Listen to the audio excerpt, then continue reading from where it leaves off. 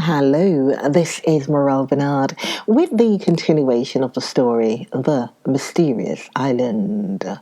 Please subscribe to the channel, and please share the videos. Thank you very much. Last words were that Pencroff would not have hesitated to set out, of course taking his young friend Herbert with him. For accustomed to brave the fiercest tempests of the ocean, he was not to be hindered on account of the hurricane. Captain Hardin had listened to the sailor without saying a word, but his eyes shone with satisfaction. Here was the long-sought-for opportunity. He was not a man to let it pass. The plan was feasible, though it must be confessed dangerous in the extreme. In the night, in spite of their guards, they might approach the balloon, slip into the car, and then cut the cords which held it. There was no doubt that they might be killed, but on the other hand, they might succeed, and without the storm. Without the storm, the balloon would have started already, and the looked-for opportunity would not have been presented itself. "I'm not alone," said Hardin at last. "How many people do you wish to bring with you?" asked the sailor. "Two. My friend Spilett, and my servant Neb." "That will be three," replied Pencroff, "and with Herbert and me 5. But the balloon will hold 6. "That will be enough, we will go," answered Hardin in a firm voice. This "we" included Spilett, for the reporter, as his friend well knew, was not a man to draw back, and when the project was communicated to him, he approved of it unreservedly. What astonished him was that so simple an idea had not occurred to him before. As to Neb, he followed his master wherever his master wished to go. "This evening, then," said Pencroff, "we will all meet out there." "This evening, at 10 o'clock, replied Captain Hardin, "and heaven grant that the storm does not abate before our departure." Pencroff took leave of the two friends, and returned to his lodging, where young Herbert Brown had remained. The courageous boy knew of the sailor's plan, and it was not without anxiety that he awaited the result of the proposal being made to the engineer. Thus 5 determined persons were about to abandon themselves to the mercy of the tempestuous elements. No, the storm did not abate, and neither Jonathan Forster nor his companion dreamed of confronting it in that frail car. It would be a terrible journey. The engineer only feared one thing. It was that the balloon, held to the ground and dashed about by the wind, would be torn into shreds. For several hours he roamed round the nearly deserted square, surveying the apparatus.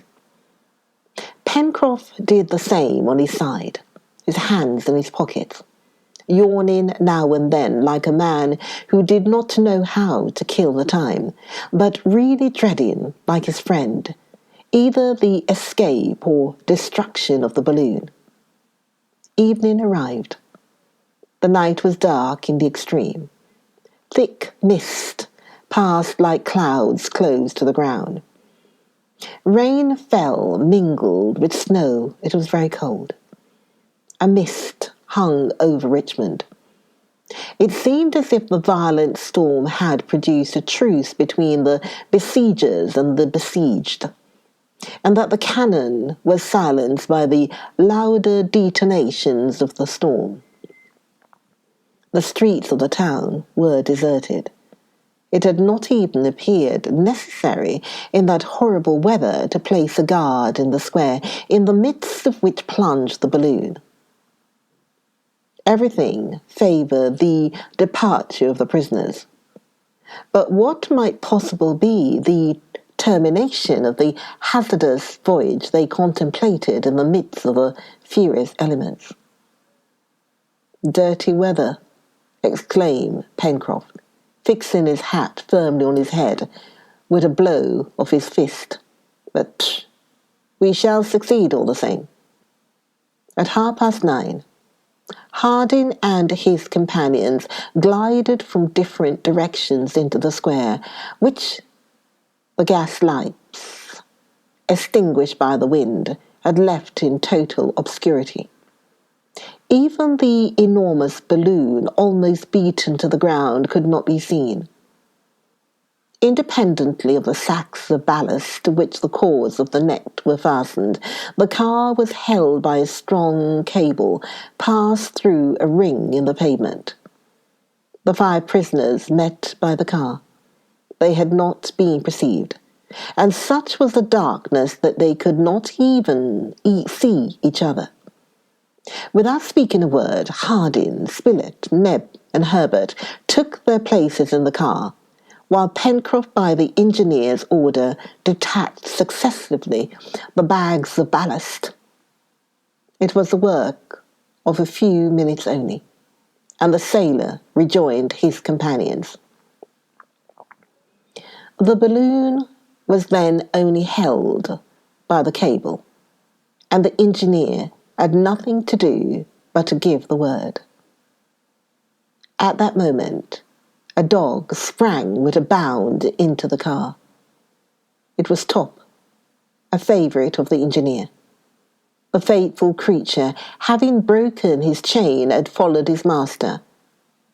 He, however, fearing that its additional weight might impede their scent, wished to send away the animal. "One more will make but little difference, poor beast," exclaimed Pencroft, heaving out 2 bags of sand, and as he spoke, letting go the cable. The balloon, ascending in an oblique direction, disappeared, after having dashed the car against 2 chimneys, which it threw down as it swept by them. Then indeed, the full rage of the hurricane was exhibited to the voyagers. During the night, the engineer could not dream of descending, and when day broke, even a glimpse of the earth below was intercepted by fog. 5 days had passed when a partial clearing allowed them to see the wide extending ocean beneath their feet, now lashed into the maddest fury by the gale. Our readers will recollect that befell these 5 daring individuals who set out on their hazardous expedition in the balloon on the 20th of March. 5 days afterwards, 4 of them were thrown on a desert coast, 7,000 miles from their country.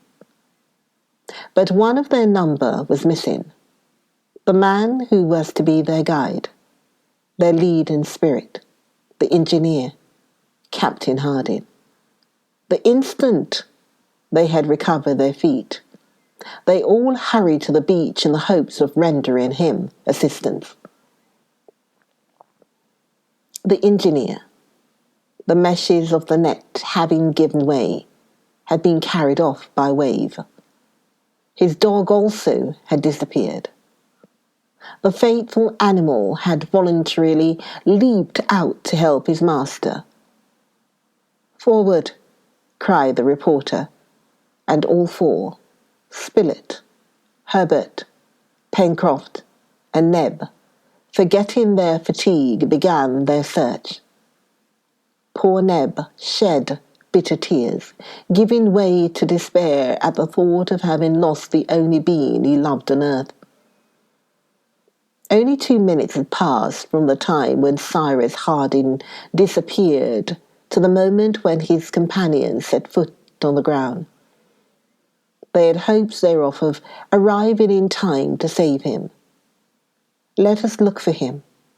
Let us look for him!" cried Neb. "Yes, Neb," replied Gideon Spilett, "and we will find him too." "Living, I trust," Still living. Can he swim? Asked Pencroff. Yes, cried Neb. And beside, Top is there. The sailor, observing the heavy surf on the shore, shook his head. The engineer had disappeared to the north of the shore, and nearly half a mile from the place where the castaways had landed. The nearest point of the beach he could reach was thus fully that distance off. It was then nearly 6 o'clock. A thick fog made the night very dark.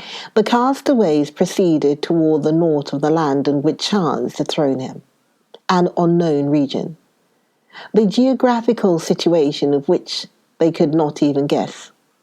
They were walking upon a sandy soil, mingled with stones, which appeared destitute of any sort of vegetation.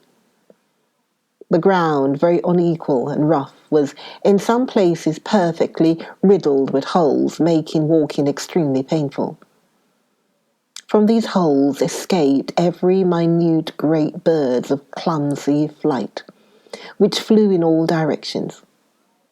Others, more active, rose in flocks and passed in clouds over their heads. The sailor thought he recognized gulls and cormorants, whose shrill cries rose above the roaring of the sea. From time to time the castaways stopped and shouted, then listened for some response from the ocean. For they thought that if the engineer had landed and they had been near to the place, they would have heard the barking of the dog Top, even should Hardin himself have been unable to give any sign of existence. They stopped to listen, but no sound arose above the roaring of the waves and the dashing of the surf. The little band then continued their march forward, searching into every hollow of the shore. After walking for 20 minutes, the 4 castaways were suddenly brought to a standstill by the sight of foaming billows close to their feet. The solid ground ended here. They found themselves at the extremity of a sharp point on which the sea broke furiously.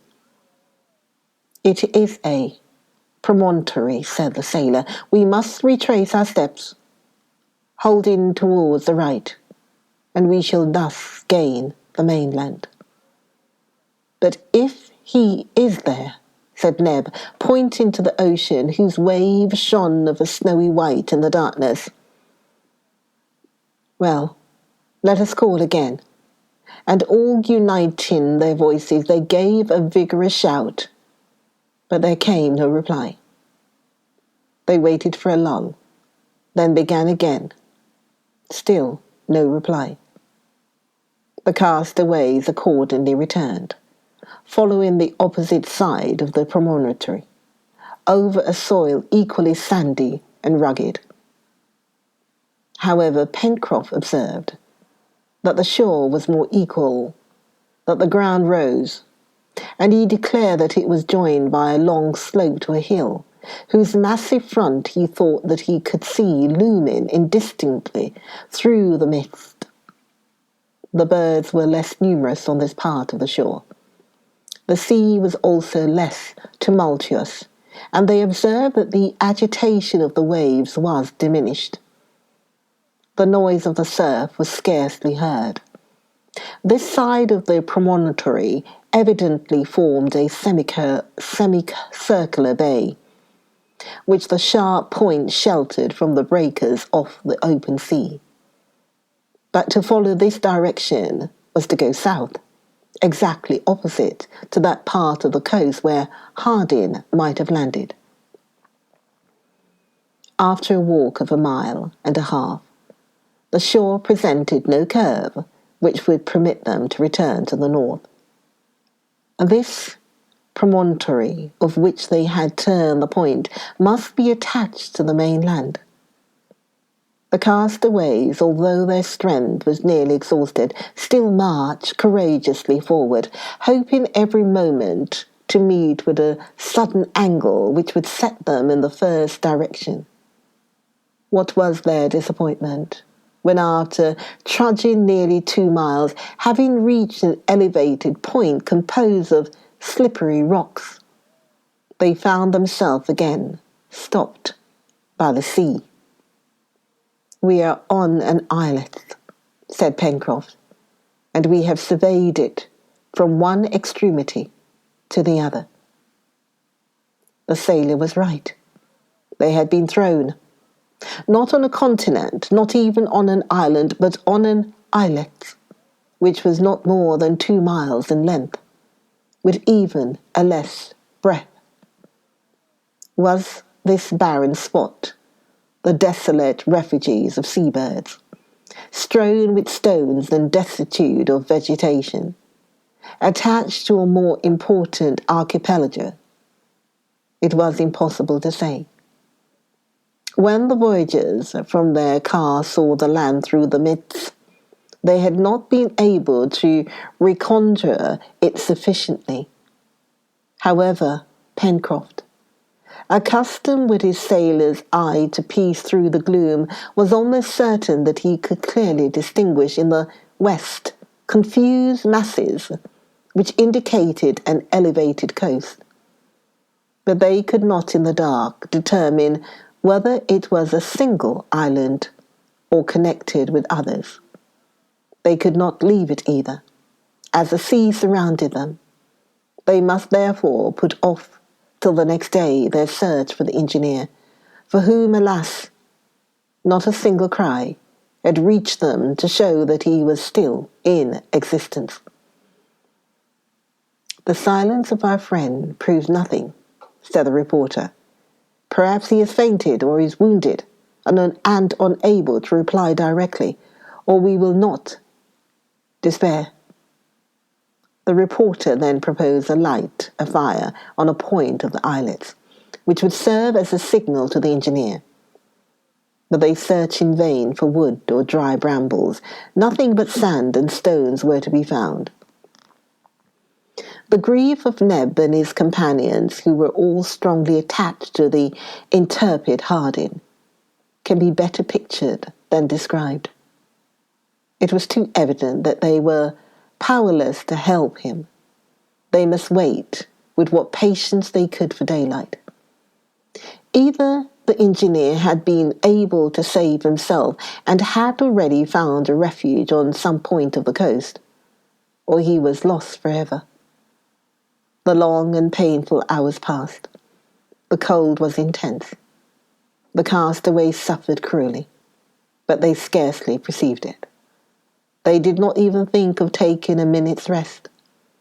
Forgetting everything but their chief, hoping or wishing to hope on, they continued to walk up and down on this sterile spot, always returning to its northern point where they could approach nearest to the scene of the catastrophe. They listened, they called, and then uniting their voices, they endeavoured to raise even a louder shout than before, which would be transmitted to a great distance. The wind had now fallen almost to a calm, and the noise of the sea began also to subside. One of Neb's shouts even appeared to produce an echo.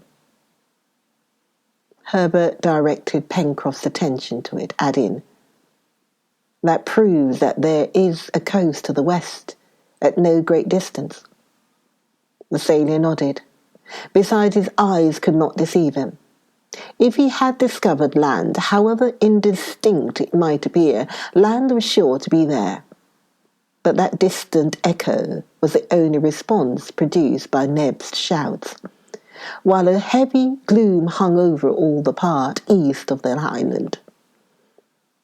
Meanwhile, the sky was clearing little by little. Towards midnight, the stars shone out, and if the engineer had been there with his companions, he would have remarked that these stars did not belong to the northern hemisphere. The polar star was not visible. The constellations were not those which they had been accustomed to see in the United States. The Southern Cross glittered brightly in the sky. The night passed away. Towards 5 o'clock in the morning of the 25th of March, The sky began to lighten. The horizon still remained dark, but with daybreak a thick mist rose from the sea so that the eye could scarcely penetrate beyond 20 feet or so from where they stood.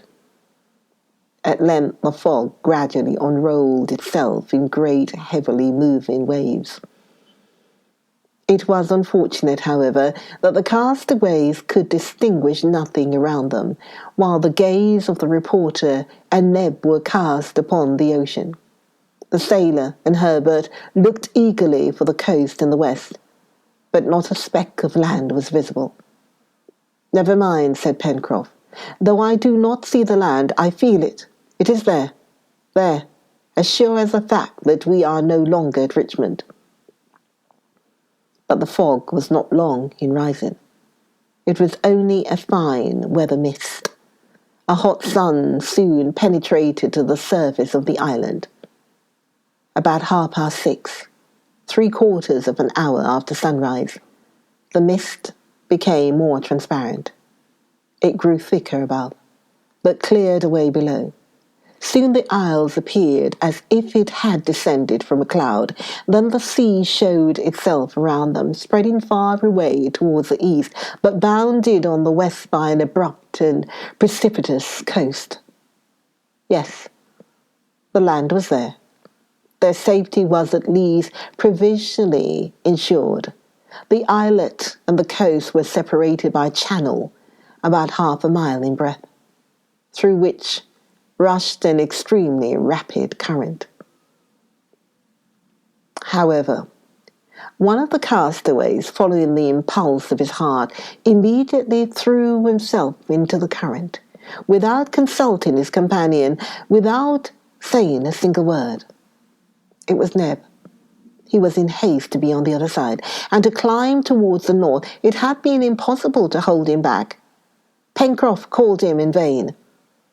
The reporter prepared to follow him, but Pencroff stopped him.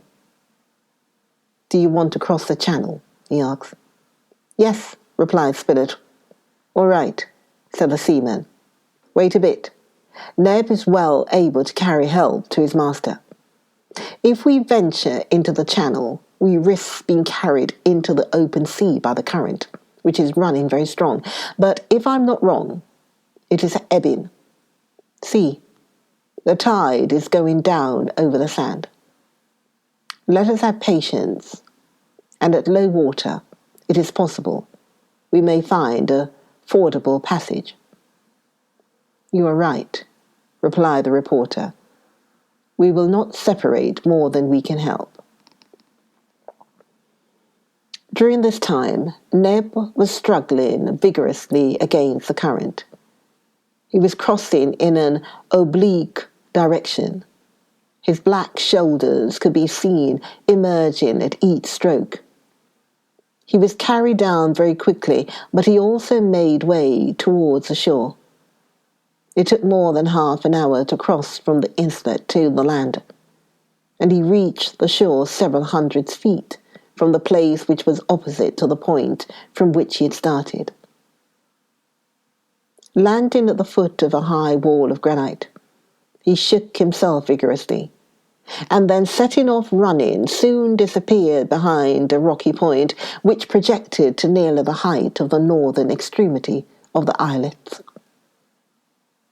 Neb's companions had watched his daring attempt with painful anxiety, and when he was out of sight, they fixed their attention on the land where their hope of safety lay, while eating some shellfish with which the sand was strewn. It was a wretched repast, but still it was better than nothing. The opposite coast formed one vast bay, terminating on the south by a very sharp point which was destitute of all vegetation, and was of a very wild aspect. This point abutted on the shore in a grotesque outline of high granite rocks. Towards the north, on the contrary, the bay widened, and a more rounded coast appeared, trending from the southwest to the northeast, and terminating in a slender cape. The distance between these two extremities which made the bow of the bay, was about 8 miles. Half a mile from the shore rose the islet, which somewhat resembled the carcass of a gigantic whale. Its extreme breadth was not more than 1/4 of a mile. Opposite the islet, the beach consisted first of sand covered with black stones, which were now appearing little by little above the retreating tide. The second level was separated by a perpendicular granite cliff, terminated at the top by an unequal edge at a height of at least 300 feet. It continued thus for a length of 3 miles, ending suddenly on the right with a precipice which looked as if cut by the hand of a man. On the left, above the promontory, this irregular and jagged cliff descended by a long slope of conglomerated rocks till it mingled with the ground of the southern point. On the upper plateau of the coast, not a tree appeared. It was a flat tableland, like that above Cape Town at the Cape of Good Hope, but of reduced proportions. At least so it appeared, seen from the islet. However, Virgie was not waiting to the right beyond the precipice. They could easily distinguish a confused mass of great trees which extended beyond the limits of their view. This verdure relieved the eye, so long wearied by the continued ranges of granite. Lastly, beyond and above the plateau, in a northwesterly direction and at a distance of at least 7 miles, glittered a white summit, which reflected the sun's rays. It was that of a lofty mountain, capped with snow. Join me for the next video of Mysterious Island. Join me for the next video of the Mysterious Island with me, Morel Bernard. And please subscribe to the channel and please share the video. Join me for the next video. I'll see you then. Take care. Bye.